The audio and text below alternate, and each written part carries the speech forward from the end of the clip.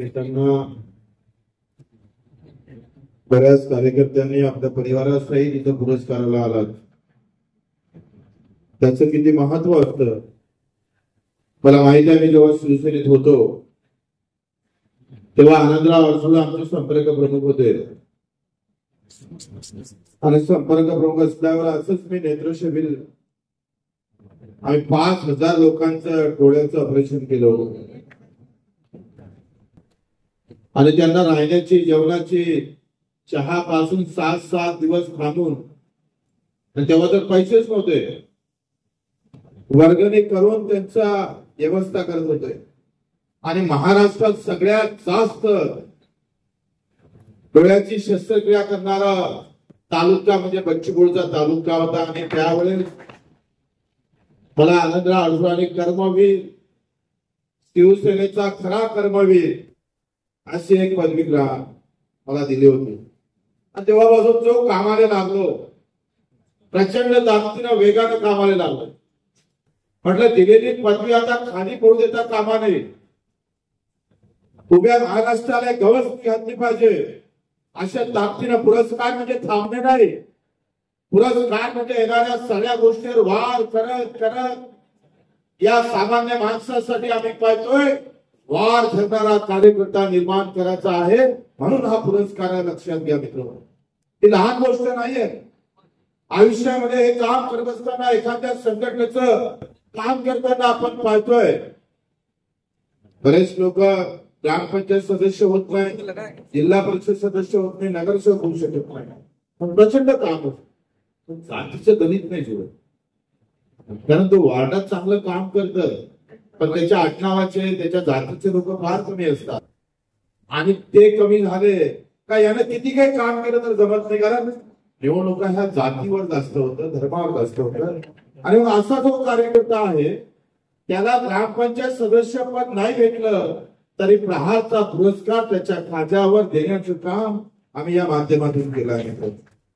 आणि कार्यकर्त्याशिवाय पक्षच नाही आहे. ते तुम्ही आम्ही इथं बसणारे इकडे तिकडे उलटून बसल्या पुढच्या लहान ठेवा मोठ्या ठेवा. पण हे जर नाही आहे तर तुम्हाला क्या अवकाश आहे? तुम्हाला कोई अवकाश नाही. आमची काय अवकाश आहे? तिकडे कार्यकर्ता आहे म्हणून आम्ही त्याची किंमत आहे. आणि ज्या कार्यकर्त्याच्या ताकदीवरच पक्ष मोठे होतात, पद मिळतात, कोणी मंत्री होतं, मुख्यमंत्री होतंय. पण कार्यकर्त्याला मात्र बाजूला ठेवून आपण पाहतोय येणारी वाटचाल चालू असेल ते थांबवावी. कारण प्रहार काही पूर्ण राजकीय पक्ष नाही. एखादी निवडणूक हे बोनस आहे. आयुष्यभर सेवा करणारं काम प्रहार मध्ये आम्हाला करायचं आहे. त्याच्यामुळे बऱ्याच गोष्टी आपण पाहतोय का ते इतर पक्षात आहे ते या पक्षात तुम्हाला भेटणं कठीणच आहे. म्हणजे चुकून जर त्याच्या डोक्यात जर हे घेऊन आला असेल की भाई वही रेस्टॉरंट बार फिर हमारा जाना थोडं व्यवस्थित सोनं घेणं त्याचं कळं असं काही डोक्यात ठेवून आलेल्या कार्यकर्त्यांना निश्चितच ते त्यांना आल्या पावली वापस केला तरी चालतं. सोनं आम्ही पाहतोय गळ्यातल्यापेक्षा कोणाला मदतीसाठी अधिक चांगलं शोभून दिसतं. लक्षात घ्या. म्हणून गळ्यात सोनं घालणारी अवलाद आम्हाला नको आहे. त्या सोन्याचा उपयोग गरिबांसाठी करण्यात पाहिजे आहे. आणि मग असे जे काही महावीर असतात त्याला बाजूला ठेवून काम करणाऱ्या कार्यकर्त्याची गरज असते. आमचा रमेश पाटील या सोलापूरला पहिल्यांदा आलो. पहिले रमेश पाटलाच्या घरात गेलो होतो, पुढे गेलो मला आठवतंय.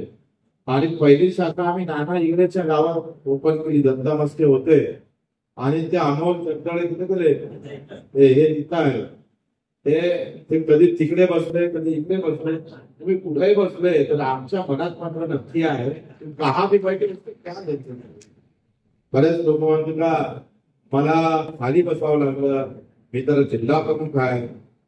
मित्र लक्षात घ्या माणूस कुठं बसला हे महत्वाचं नाही.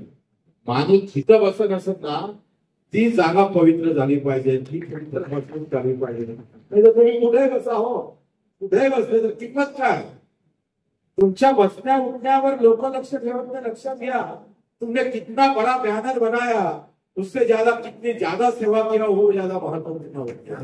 आणि म्हणून आम्ही पाहतो की या सगळ्या अशा कार्यकर्त्याची गरज आहे.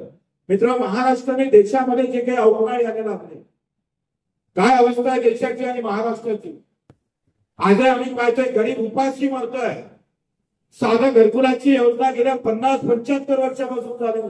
कित्येक लोक इथं असेल का ज्याचं घरकुल अजूनही भेटलं नाही. वारंवार चक्रा मारला पण ते आमच्या हाती भेटत नाही. आम्हाला त्याचा लाभ भेटत. जो अधिक कष्ट करतं, अधिक मेहनत करतं, अनेक आम्ही पाहतोय प्रामाणिकपणे जगतं, त्याचं जीवन असह्य झालं, त्याला जगणं कठीण झालं. आणि मग जाती धर्माच्या लढाईमध्ये एकंदरीत तुम्ही लक्षात घ्या का तुम्ही कार्यकर्ते आहे. तुम्ही देशामध्ये काय चाललं, पक्ष कशा पद्धतीनं तुम्हाला जाती पाती धर्मावर नेण्याचा प्रयत्न करतं, तिथला मीडिया असू द्या का अधिक कोणी असू, तुम्हाला व्यवस्थित तुमच्या मूळ गोष्टीपासून दूर नेण्याचा प्रयत्न. आणि ते कार्यकर्त्यांना घेतलं पाहिजे. तर यांचा आयटीसीएल आहे. रोज काही ना काही एखादी बातमी अशी टाकतं का जिथं जात पात धर्माच्या नावावर दंगल झाली पाहिजे, कार्यकर्ता निर्माण झाला पाहिजे, त्यानं त्याच्या बापाने उतरलं पाहिजे, पण आधी पक्षाचा झेंडा घेतला पाहिजे. अशी जी काही कारस्थानं सुरू आहे त्याला वार करण्याचं काम येत्या काळात प्रहारने करावं लागतं. तुम्हाला एक वैचारिक लढाई लढावं लागलं, जी विचाराची लढाई आहे, जी गरिबाची आहे, त्याच्या कष्टाची आहे, त्याच्या मेहनतीची आहे. ती लढाई लढण्यासाठी आम्हाला सत्य व्हायचं. आजही नुसतं उत्पादक शेतकरीच्या पाय घसरून मारतात. दुधाचे तर हेले होऊन गेले. 40% वर दूध आम्हाला पाहतोय प्रदूषित येतं, दूषित येतं. 40%. एकंदरीत आम्ही जर सगळा सर्वे केला तर सगळ्यात जास्त कॅन्सरचं प्रमाण पुऱ्या जगामध्ये या देशात आहे, भारत देशात आहे. तर प्रत्येक पदार्थ आम्ही पाहतोय तो करप झाल्याशिवाय येतच नाही, तो भेसळयुक्तच येतो. आज दुधाची फक्त भेसळ थांबली तर मला असं वाटतं एकही आंदोलन करायची गरज नाही. दुधाला मागं तेवढा भाव भेटू शकतं, पण भेसळ थांबत नाही. सरकारमध्ये कोणाचं असू दे, काँग्रेसचं असू दे का भाजपचं असू दे, ते थांबत का नाही. आमच्या उत्साहाने भाव का भेटत नाही, सोयाबीन मला म्हणतं का, अजून घर का भेटलं नाही, दिव्यांगाला अजून 6,000 महिना का वाढला नाही. अजितदादाचा महिना जेव्हा पहिल्यांदा निवडून आला तेव्हा अजित पवारचा महिना 55,000 होता आणि आता 3 लाख होतो. अजित पवारला या मानधनाची महिन्याची किती गरज आहे, त्याला 2 पाय त्याला किती गरज आहे, याचं साधं गणित जर तुम्हाला समजत नसेल तर तुमची लायकी का साधवती सरकारमध्ये व्हायची काय लायकी. तुम्हाला एवढेच समजत नसेल का माझ्यापेक्षा अधिक महिना कोणाला द्यायची गरज आहे, हे साधं तारतम्य जर सरकारमध्ये राहून तुम्हाला समजत नसेल तर तुम्ही प्रभू रामचंद्राचं नाव घ्या, तर शिवाजी महाराजांचं नाव घ्या, काही अर्थ उरत. बाबासाहेब आंबेडकरांच्या घोषणा करायच्या, शिवाजी महाराजच्या घोषणा करायच्या आणि विचार मात्र सोडून द्यायचे. व्यवस्थित आम्ही पाहिजे गरिबाला बाजूला काढण्याचा प्रयत्न होतोय, पण अशा वेळेस कार्यकर्ता म्हणून माझं काय काम आहे. मग दत्ता मस्केचा गट वेगळा झाला, अजित कुलकर्णीचा वेगळा गट झाला, शिंदे अलग उमटते, मयूर अलग उमटते. याच्यासाठी तुम्हाला गटच तयार करायचे तो दुसऱ्या पक्षाचा तिथे नवीन गट तयार करा, आम्हाला सोडून द्या. जरूरत नाहीये ज्यादा लोगों की. एक अकेला भी काफी होता, अग्रसित कद भी हो सकता है, इसके कुछ परवाह नहीं है. मित्रांनो, सामान्य माणसाचं काम आहे तर मागं किती लोक आहे हे पाहण्याची मानसिकता आमची नाहीये, बिलकुल नाही आहे. मागं आमच्या किती आहे याच्यापेक्षा आमच्या डोक्यात काय ते महत्वाचं आहे. आणि आमच्या डोक्यातला भगतसिंग आम्ही सांगतोय शेतपर्यंत या शरीरात रक्ताचा एक एक बूंद आहे तोपर्यंत तो विचार आमच्या डोक्यात राहणारा, जो गरिबाच्या भल्यासाठी असं, माझ्या शेतकऱ्याच्या भल्यासाठी, या विचाराने एकत्र होणारा आमचा कार्यकर्ता महाराष्ट्राच्या कानाकोपऱ्यात तयार झाला पाहिजे. आम्ही वरच्या वरिष्ठ नेत्यांच्या विरोधात लढतोय. तुम्ही गावातल्या तो जिल्हा परिषदचा सदस्य असेल, जो जिल्हा प्रमुख असेल, जो इतर पक्ष आम्ही पाहतोय जातीपातीच्या भानगडी तुम्हाला अटकून ठेवत असेल, त्याच्यासोबत तुम्हाला संघर्ष करायचा. काही मोठी गोष्ट नाहीये. मला वाटतं कार्यक्रम अतिशय चांगला घेतला. दत्ताभाऊ असेल, अजित कुलकर्णी असेल, आमचा मंगेश ठाकरे असेल, जे काही निरीक्षक आहे महेश बडे यांच्यासाठी एकदा टाळ्या वाजवा. मला वाटतं सगळ्यात खास अमरावती नंतर पुरस्कार देणारा कोणता विभाग आहे तो हा सोलापूर विभाग आहे. लक्षात, अमरावतीच्या नंतर तुम्ही स्थान मजबूत केलं. अमरावतीच्या लाईन मध्ये तुम्ही बसलेले आहे. अमरावती जिल्ह्याच्या लाईन मध्ये तुम्ही बसलेले आहे. लक्षात घ्या, जबाबदारी वाढत. थोडं कमी जास्त असतं माणसाला. मान प्रतिष्ठा थोडीशा बाजूला ठेवावं लागतं. काम करायचं असेल तर त्यागाची भूमिका ठेवावं लागतं. 116 दिवस भगतसिंगाचं उपोषण होतं जेला. जागा केवढी होती माहित आहे? हा आमचा बेंच आहे ना, एवढी जागा त्याचा झोपायला होता. 3000च्या वरचे पुस्तकं वाचत भगतसिंग. अशा अवस्था फक्त डोक्यात देश होता. देशाशिवाय काहीच नव्हतं. कोण मुसलमान, कोण हिंदू, कोण मराठा, कोण ओबीसी हा विषय नव्हता. बघ, विषय होता या देशाचं स्वातंत्र्य. 24व्या वर्षी भगतसिंग उभा राहत आणि फासावर जात ही भूमिका पार. पद घेणं सोपं असतं, पण पद नसताना काम करणं खऱ्या अर्थानं आम्ही पाहतोय ही खरी कामगिरी असत. संताची धनाची जोड पद नव्हतं ना, ते सरदार होते ना, सेनापती होते. एक काळ असा महाराष्ट्राचा होता का तिथं राजाचा प्रभाव होता. राजा होता, प्रभाव होता. आणि मग जेव्हा राजा प्रभावहीन होता तेव्हा महाराष्ट्र लुटल्या जात होता, तोडल्या जात होता, लचके तोडल्या जात होते. ते एकाच समाजाचे नाही, हिंदू असू दे का मुसलमान असू दे. तुम्ही एक उदाहरण कधी ऐका का छत्रपती एखाद्या स्वराज्यात एखादी लढाई लढायला निघाले आणि त्याने कोणत्या एखाद्या महिलेचा बलात्कार केला, त्याचे काहीतरी चारित्र्य हनन केलं किंवा एखाद्याला विनाकारण मारण्याची एकही घटना छत्रपती शिवरायांच्या आयुष्यात घडत नाही. औरंगजेबाला आम्ही का मानत नाही? कारण त्याच्या आयुष्यात ह्या घटना सगळ्यात जास्त आहे. स्वतःच्या भावाला त्याला सोडलं नाही. त्याला तो मुसलमान आहे म्हणून विरोध नाही आहे. करणे जो खराब नाही इसीलिए विरोध. विरोध आम्ही पाहतोय राजांचं खरं पडल्याचं काम त्या छत्रपती शिवरायांना करत असताना धनाजी संताजी सारखे हे लहान सैनिक तयार होत आणि अवघ्या राज्याला वाचवण्याचं काम करतोय. पण काहीच नाहीये, राजा नाहीये आणि तरी सैन्य घेऊन लढताय. किती बाजूला माहित नाही. आणि सगळी जोखीम घेऊन तुमच्या आमच्यासाठी 350 वर्षाबद्दल लढणाऱ्या त्या सैनिकाला आपण थोडं डोक्यात ठेवलं पाहिजे. नाहीतर तुमचं तर असं काम आज स्टेजवर बघावलं नाही तरी तुम्ही नाराज होता. तुम्हाला एखादा फोन झाला नाही तरी तुम्ही नाराज होता. तो पक्षीय प्रहार संघटना नाराजीसाठी नाही आहे, काम करणाऱ्या कार्यकर्त्याचा. एखादा पुरस्कार होऊ शकतं, गलतीने चुकीच्या माणसाला गेला असं त्यानं पाठवलं, पण याचा अर्थ ही मोहीमच बेकार असं होऊ शकत. हे अशीच दरवर्षी आपण चालून ठेवणार आहोत. आणि चालून ठेवता ठेवता मला हा खरं तर माझ्या डोक्यातली संघटना पाहायची. मला नेहमी आठवतंय का सरकार कोणाचं जरी असलं तरी अंकुश मात्र प्रहारचा असला पाहिजे. हम बोलेंगे तो. पण या भूमिकेसाठी सत्याचार फार महत्वाचं नाही आहे. मला माहित आहे, जेव्हा मी आमदार होतो तेव्हा सत्ता धारणा हलवली होती आणि एकटा आमदार होतो तरी विधानसभेमध्ये बच्चू उदय कमी नाही पडला. 115 वेळा रक्तदान आहे, 350 गुन्हे दाखल आहे. सभागृहामध्ये एकटा जेव्हा उभा राहतोय तेव्हा चिरफाड करण्याचं काम करतोय. मागं माझ्या किती सोबत आहे. आम्ही पाहिजे इथं 12-13 मंत्री मुख्यमंत्री बसला आहे, पण तुमचा हा गडी कधी डगमगला नाही. ही प्रहारची जात आहे, याला प्रहार म्हणतात. आणि मग ही प्रहारची जात पुऱ्या महाराष्ट्रभर गावात तालुक्यात शाखेत प्रभागात मित्र एक असला तरी भरपूर आहे. लेकिन लड़ने वाला होना, नहीं तो कुछ फोटो निकालने वाले बहुत पैदा हो रहे. लढने वाला होना, लढणे वाला. काय गरज आहे? मला वाटतं तुम्हाला असं वाटत असेल का ह्या काही संघटना आपल्या कामाची नाही आहे. त्याच्यापेक्षा राष्ट्रवादी बीजेपी का झटकीला पदवी भेटतात, मस्त मालामाला होईल, सत्ता आहे, आजूबाजू मावशीचं काकाचं मामाचं काम आहे, बरं आहे. त्याच्यापेक्षा तर बरं आहे ना. हा विचार आहे.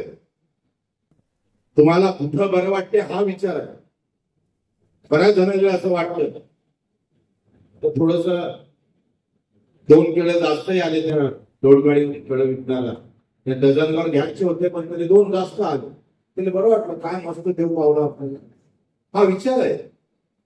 पण 2 जास्त आले म्हणून त्याला परत नेणार हा विचार आहे, ते म्हणजे प्राधान्य. लक्षात हा फरक आहे. इतर पक्ष आणि आपल्यामध्ये हा फरक. आम्हाला प्रचंड काम उभं करायचं, कुठेही थांबायचं नाहीये आणि त्याच्यासाठी कार्यक्रम मजबूत आहे. प्रचंड मेहनत घ्यायची आहे. मी 3 दिवसापासून बाहेर निघालो, अजून 2 दिवस बाहेर आहे, पुन्हा रिटर्न आहे. थांबतच नाही, बाहेर रेखा नाही, बिलकुल नाही. शेतपर्यंत या सामान्य माणसाला न्याय भेटत नाही, सरकार सामान्य माणसासाठी खाली उतरत नाही, तोपर्यंत बच्चू कडू थांबणार नाही. तुम्हाला थांबायचं. 2 तारखेला अजितदादा पवार त्याच्या बारामतीत सभा घेणार, तिथून आपण आंदोलनाची सुरुवात करतो. आसून तू किंवा विद्रोह. मित्र, बारामतीला आम्ही 4 वाजता या भागातल्या सगळ्या लोकांना त्या बारामतीत यायचं. अजितदादांना असं म्हटलंय का बजेटमध्ये कुछ नाहीये, पैसेच नाहीये सरकारजवळ, काय करावं. रोज बंगल्याची दुरुस्ती आहे, मंत्र्याची सुरू, पैसे नाही. पैसे कोणासाठी नाही आहे अजितदादा ते सांगा येतं. पैसे ठेकेदारासाठी आहे ना, पैसे टेंडरासाठी आहे ना, पैसे अधिकाऱ्यासाठी आहे ना, पैसे तुमच्या पगारासाठी आहे ना, पैसे तुमच्या बंगल्यासाठी आहे, पैसे तुमच्या गाडी घोड्यासाठी आहे, कार्यक्रमासाठी आहे. ज्याला 2 पाय नाही त्याच्यासाठी पैसे नसतात तर हम आपको छोड़ने वाले नहीं है. कर्जमाफी बोलाल तर अजितदादा बोलायला तयार नाही. आणि देवेंद्रजी तर गडी असा आहे, ते भाषणात निवडणुकीच्या एवढे बोंबलत होते.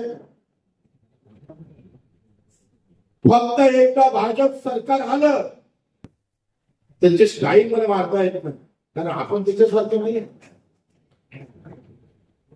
आज नेहमी इतक्या जोराने बोलायचे, शेतकऱ्याचा 7-12 कोरा कोरा कोरा. हो देवेंद्रजी बोला बोला बोलतच नाही.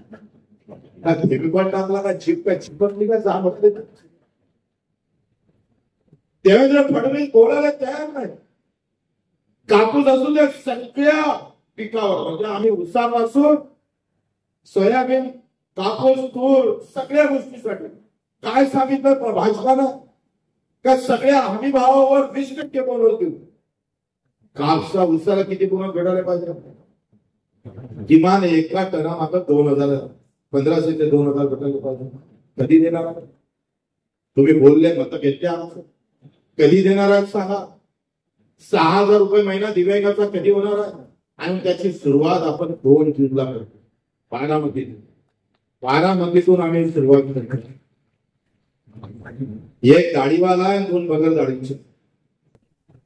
या सरकारला पुन्हा सांगायचं आहे कि तुमको सबको घेरने के लिए ये बच्चू कडू एक दाढीवाला काम. आणि बारामतीपासून आपण सुरुवात करणार आहोत. बारामतीला 2 तारखेला बारामती, 2 तारखेच्या रात्री आम्ही जाणार आहोत अहिल्यादेवी होळकरांच्या गावामध्ये. ज्या अहिल्यादेवीने आम्ही पाहतोय हे स्वराज्य निर्माण करण्याचं, त्याला वाचवण्याचं काम केलं. स्वराज्य वाचवण्याचं निर्माण तर आम्ही पाहतोय छत्रपतीने केलं, पण ते स्वराज्य वाचवण्याचं काम अहिल्यादेवी होळकरांनी केलं. आणि त्यांच्या गावी आपण मुक्कामी राहू. 3 तारखेला पंकजताई मुंडे यांच्या गावात जाऊन सभा घ्यायची. त्यांच्याकडे पशुसंवर्धनचं खातं आलं आणि आज पशुसंवर्धन डबगही आलेलं. गोपीनाथ मुंडे साहेबांची एकंदरीत कारकीर्द ही शेतकऱ्याच्या भागाची राहिली. आणि म्हणून आम्ही पाहतो का तुम्हाला काय करायचं आहे, तुम्हाला बारामतीला यायचं आहे सगळ्यांना. आमचे जो गाडी नाही, डिझेलही नाही, फक्त जेवणाची व्यवस्था. गाडी तुमची, डिझेल तुमचं, जेवण राहण्याचं. तुम्ही टाळ्या वाजवल्या त्याबद्दल धन्यवाद. एकदा यांच्यासाठी टाळ्या वाजवा. डॉलर पैसा तुका म्हणजे तुम्ही जर मला असं वाटलं का मग काय सांगता कशाला बांधून काय बच्चू बारामतीला तुम्हाला 3-4 वाजेपर्यंत पोहोचायचं. तिथे एक भली मोठी सभा घेऊन आपण नगरच्या मार्गे जाऊ. नगरवरून आम्ही परळीला येऊ. परळीला 8-9 वाजता सभा होईल आणि 8-9 वाजता तुम्हाला परतीचा प्रवास तुमच्या जिल्ह्यात तालुक्यात करायचं. सगळ्याची तयारी आहे याची, तयारी आहे. चला धन्यवाद. आणि मग तिथून 4 तारखेला आम्ही बाळासाहेब पाटील यांच्या घरावर आंदोलन करू. ते सहकार मंत्री आहे. नंतर संजय राठोड. आणि 6 तारखेला वर्धेला 2 वाजेपर्यंत जेवढ्या लोकांनी जमान किमान तालुका प्रमुख किंवा जिथं शाखा आहे त्यांना गाडी घेऊन जरी आले तर वर्धेवरून नागपूरला देवेंद्र फडणवीस साहेबांच्या घरावर आपल्याला जायचं आहे. त्यांच्या 6 जून शिवराज्याभिषेक दिन आहे. त्या दिवशी या देशातला पहिला राजा, पहिले छत्रपती झाले. ते जगातली पहिली घटना आहे. आणि 6 जूनला आपण नागपूरमध्ये जाणार आहोत. आणि तिथे आपण खऱ्या अर्थानं ते काय म्हणते ताट वाजवून कोरोना पहिला होता ना मोदीजी सांगत आता देवेंद्रजी फडणवीसच्या घरासमोर ताट वाटायचे वाजवायचे. त्यांना कर्जमाफीची आठवण करून द्यायची आहे. दिव्यांग बांधवांच्या 6,000 रुपये महिन्याची आठवण करून द्यायची आहे. आणि ते झाल्यानंतर 7 जून मी स्वतः आपल्या सर्व दिव्यांग आणि शेतकऱ्यांसाठी अन्नत्याग आंदोलन सुरू करणारा 7 जून पासून. जोपर्यंत हे सगळे विषय मार्गी लागत नाही तोपर्यंत बच्चू कडू अन्नाचा एकही कण खाणार नाही. आपल्या सर्वांच्या आशीर्वादाची गरज आहे आणि आपल्याला सुद्धा तेवढा सहभागी होण्याची गरज आहे. मी तिकडे उपोषणाला बसल्यावर 7 तारखेला 9 तारखेला तुम्ही तुमच्या जिल्ह्यात कलेक्टर ऑफिसवरच बसलं पाहिजे असं काही नाही. जिथं एखाद्या गावात चांगलं मंदिर आहे किंवा काही ठिकाणं आहे आणि पावसाचे दिवस आहे तुम्ही इथं पेंडॉल टाकून बसण्यापेक्षा या जिल्ह्याच्या जवळ किंवा पंढरपूरच्या अधिक कुठल्या ठिकाणी जिल्ह्यातल्या प्रत्येक कार्यकर्त्यानं किमान 100-200 कार्यकर्त्यांना साखळी उपोषण सुरू करा. पहिले 100 बसत, दुसऱ्या दिवशी मग 12 तारखेपासून आमरण. आणि 12 तारखेला आमच्या तुकोळी महाराजांच्या जन्मगावी तिथं 12 तारखेला 1000 लोक उपोषणाला सुरुवात करणार. आणि तोपर्यंत प्रत्येक तालुक्यात जिल्ह्यात जेवढे आंदोलन करता येईल तेवढे आंदोलन आपण करता आले पाहिजे हे तुमच्याकडून अपेक्षा. तुम्ही प्रचंड ताकदीनं समोर निघाले पाहिजे. मित्र, या आंदोलनाची एकंदरीत अशी सांगता आहे.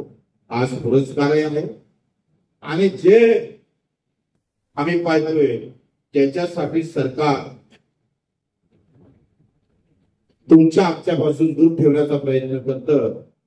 त्यासाठी जे तिरस्कार करतं सरकार, ते दिव्यांग असेल, विधवा भगिनी असेल, कामगार असेल, शेतमजूर असेल, मच्छीमार, मेंढपाळ लोक असेल, या सगळ्यांसाठी आपण हे आंदोलनाची दिशा ठरवूया. पैसे नाही आहे तर तुम्हाला माहित असेल एकच गोष्ट शेवटची सांगून संपवतो. 5 ते 7 वर्षामध्ये पैसे नाही म्हणतो म्हणून कसं लुटतं तुम्हाला ते सांग. तुमच्या खिशात सरकार कसं हाल घाल करत त्याचं एक उदाहरण, भरपूर उदाहरण आहे पण एकच सांगतो, वेळ कमी आहे. 7 वर्ष डिझेल आणि पेट्रोलचे भाव वाढले का नाही वाढले? कितीने वाढले माहित आहे? 15 रुपये लिटरनं वाढले. आता या 7 वर्षामध्ये जगात जिथून आपण हे पेट्रोल आयात करतो तेल, कच्चं तेल, ते 40% घसरलं, कमी झालं. काय झालं? पेट्रोलचे भाव कच्च्या तेलाचे 40 रुपयाला कमी झाले, 40% कमी झाले. 100 रुपये भाव असतो तर 40 रुपये कमी झाले.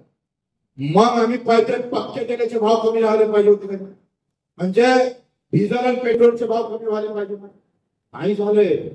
या 7 वर्षात 15 रुपये एका लिटर मागे वाढला. गफलत कशी आहे बघा, कसं लुटल्या जातं ते बघा. ते आमच्या डोक्यात टाकत नाही, तुमच्या डोक्यात हिरवा, निळा, भगवा, हिरवा काय म्हणते पिवळा हे झेंडे टाकण्याचा प्रयत्न करतो. व्यवस्थित तुम्हाला तिकडून घेऊन जाण्याचा प्रयत्न होतं. आता या 7 वर्षामध्ये 15 रुपये वाढवून कोणाच्या घरात पैसे गेले हो? 7 कंपन्या आहेत देशात, 7 पेट्रोल आणि डिझेलचा खूप व्यवसाय करतो. या 7 कंपनीला 7 लाख करोड मिळाले. 7 लाख करोड. तुमच्या लक्षात असेल 100च्या नोटा काढल्या ना तर सोलापूर जिल्ह्यात जेवढे घर असतात तेवढे टच होतात शहराच्या 7 लाख करोड रुपये 7 कंपनीच्या खिशात गेले आणि कोणाच्या खिशातून काढले? अतिशय गरीब लोकांच्या खिशात. सरकार इथं थांबलं नाही भाऊ. सरकारनं या 7 कंपनीला 7 लाख रुपयाचा नफा तर दिलाच. आपल्याला पैसा नाही म्हणून सांगतोय, पण लूट कशी केली जातं ते लक्षात घ्या. तुमच्या खिशात हात कसा टाकला जातो ते लक्षात घ्या. इथं आम्ही पाहतोय शिक्षणाची सोय नाही, आरोग्याची सोय नाही. एखाद्या हॉस्पिटलमध्ये भरती व्हाव तर मरणं पुरतं पण उपचार घेणं पुरत नाही. 75 वर्षामध्ये व्यवस्था बदलते. हे 7 लाख रुपये 7 लाख कोटी रुपये 7 कंपनीत गेले आणि सरकारनं किती कमावलं? 40 लाख करोड 7 वर्ष. 40 लाख. 75% पैसा हा गरिबाच्या खिशात गेला.